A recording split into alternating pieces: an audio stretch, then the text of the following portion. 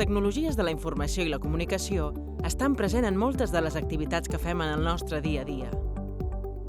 T'has parat a pensar mai en la gran quantitat de tasques que fas a través del teu mòbil o ordinador? Assistir a classes virtuals, xatejar, consultar informació, pagar, escoltar música o veure sèries... En definitiva, les TIC estan transformant la nostra forma de viure i treballar. Però coneixes el seu abast i les ocupacions que ho fan possible?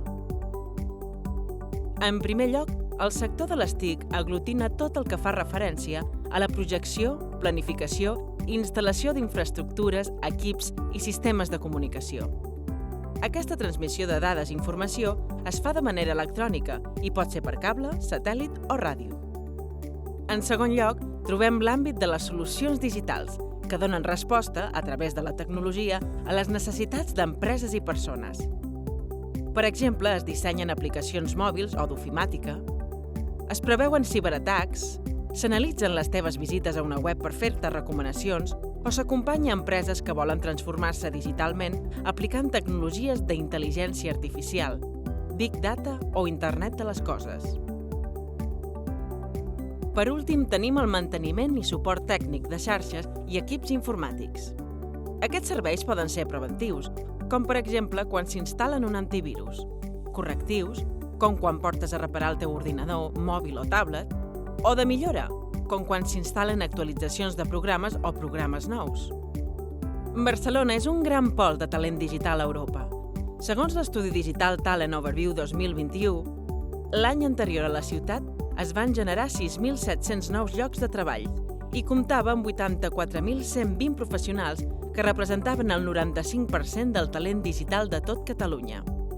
En l'àmbit estatal, el 2019, hi havia 25.905 empreses dedicades a la prestació de serveis TIC. D'aquestes, el 70,5% es dedicaven a la programació, la consultoria o la reparació, entre altres serveis informàtics. Com ja sabràs, la digitalització s'està estenent de forma molt ràpida a tots els sectors econòmics. Per això hi ha més demanda de professionals TIC de la que es pot cobrir, el que obliga les empreses a buscar personal qualificat més enllà de les nostres fronteres. Especialment això es dona en les tecnologies en expansió, com són l'enginyeria de sistemes, l'arquitectura del núvol, la ciberseguretat, la ciència de dades, el blockchain i el desenvolupament web. D'altra banda, l'expansió de la tecnologia 5G, que implicarà inversions massives en la infraestructura de la xarxa, potenciarà les aplicacions basades en intel·ligència artificial, realitat virtual o l'Internet de les coses.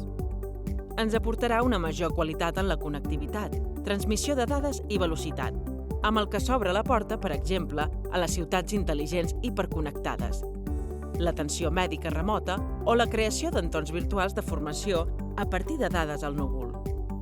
Avui dia, el sector té per endavant diversos reptes per afrontar. Com hem dit, hi ha més demanda de professionals de la que es pot cobrir, fet que genera oportunitats d'ocupació per moltes persones, mitjançant la qualificació o reorientació en el sector TIC.